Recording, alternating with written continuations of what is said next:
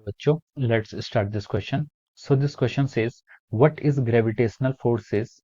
Give a few examples of the gravitational forces from daily life. तो चलिए बच्चों, अब हम इस क्वेश्चन को स्टार्ट करते हैं। तो देखिए बच्चों, इस क्वेश्चन का जो आपका की कॉन्सेप्ट है, इस क्वेश्चन का आप की कॉन्सेप्ट लिख सकते हैं, this is based upon our gravitational forces. हमें क्या बताना है? ग्रेविटेशनल फोर्सेस पर बेस्ड यहाँ पर क्वेश्चन है आपका, ठीक है, ग्रेविटेशनल फोर्सेस। तो चलिए अब इस क्वेश्चन को स्टार्ट करते हैं। तो देखिए बच्चों, ग्रेविटेशनल फोर्सेस होता क्या है? ग्रेविटेशनल फोर्स क्या है? एक फोर्स ऑफ अट्रैक्शन है। Gravitational force is force of attraction between two masses, ठीक है, दो मासेस के बीच में जो आपका फोर्स ऑफ अट्रैक्शन होता है उसे हम क्या बोलते हैं? ग्रेविटेशन फोर्स कहते हैं, ठीक है, जिसका जो मैग्नीट्यूड होता है it is written as a product of their masses and inversely proportional to the square of distance between them.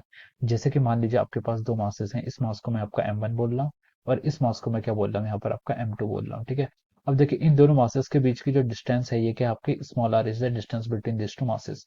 तो जो ग्रेविटेशनल फोर्स होगा between this two masses is proportional to the product of their masses. m1 और m2 इन दो masses का masses हैं, ठीक है, m1 m2 के मासेस का प्रोडक्ट डिवाइड बाई इनके बीच की सेपरेशन डिस्टेंस कितनी है? डिस्टेंस ऑफ सेपरेशन r है, उसका स्क्वायर, ठीक है। तो ये आपका क्या है? ग्रेविटेशनल फोर्सेस है, ठीक है।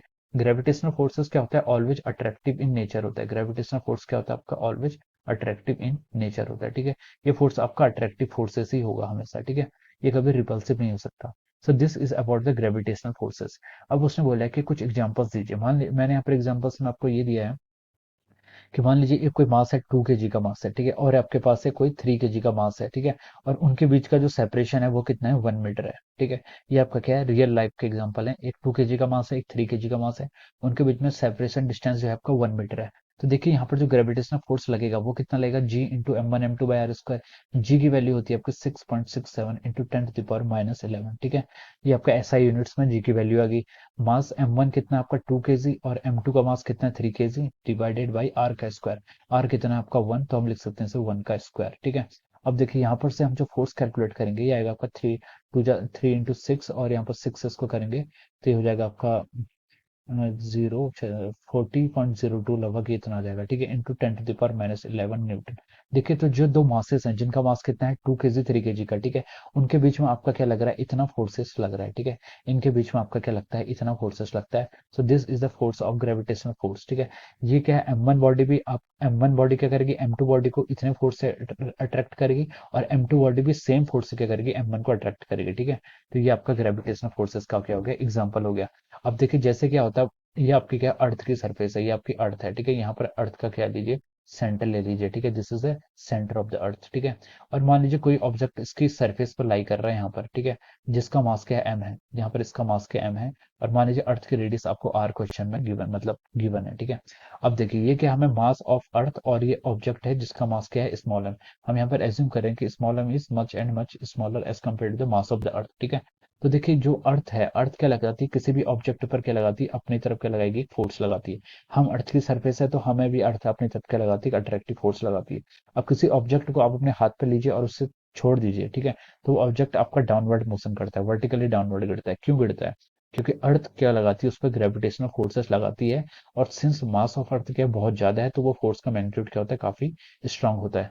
जैसे कि यहाँ पर हमने जो फर्स्ट सेकंड एग्जांपल लिया था यहाँ पर 2 kg और 3 kg के मासेस में, यहाँ पर जो फोर्स का ऑर्डर है ये कितना है? 10⁻⁻11 न्यूटन में है। तो ये फोर्स काफी स्मॉल है, ठीक है।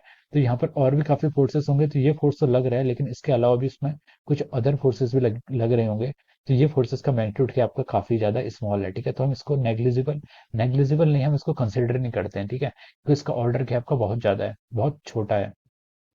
और वैसे ही अगर कोई अर्थ किसी ऑब्जेक्ट पर मास लगाती है, सॉरी, अर्थ किसी ऑब्जेक्ट पर फोर्स लगाती है, तो ये आ जाता है आपका G into mass of earth into mass of the object divide by R square. R के यहाँ पर रेडियस ऑफ अर्थ का स्क्वायर। तो देखिए जो मास ऑफ अर्थ है ये इसका मैग्नीट्यूड क्या होता है? आपका बहुत ज्यादा होता है, ठीक है, बहुत ज्यादा होता है। तो इसलिए क्या हो जाता है? जो भी आपका ग्रेविटेशनल फोर्स आता है ये कुछ आपका एप्रिसिबल फोर्स आता है, मतलब हम इसे नेग्लेक्ट नहीं कर सकते, ठीक है। इसकी वैल्यू जो भी आती है वो कुछ अच्छी वैल्यू आती है, मतलब कुछ अच्छी, मतलब इसमें यहाँ पर जो फोर्स का जो यहाँ पर वैल्यू आएगी वो जो वैल्यू होगी वो थोड़ी आपकी लार्ज वैल्यू होती है, ठीक है, और हम उसको क्या कर सकते हैं? इग्नोर नहीं कर सकते हैं, ठीक है। तो this is the force between the earth and any object. और ये क्या है आपके? ये फोर्सेस क्या थे? दो स्मॉल मासेस के बीच का फोर्स, जिस फोर्स का जो मैग्नीट्यूड था वो क्या था आपका? काफी ज्यादा ही स्मॉल था, ठीक है। तो ये आपके दो ऑब्जेक्ट के बेसिस का फोर्स है। और ये मास ऑफ अर्थ एंड जो मास ऑफ अर्थ और क्या है? मास ऑफ ऑब्जेक्ट के बीच में जो फोर्स होगा इस फोर्स को हमने यहाँ पर इसमें दिखा है, और इसका मैग्नीट्यूड क्या होगा, काफी लार्ज होगा, ठीक है, इसको हम कंसिडर करेंगे। Okay, so these are the examples of the gravitational forces from our daily life, and we have given the definition of the gravitational force. So I hope you all understood this concept. All the best and thank you so much.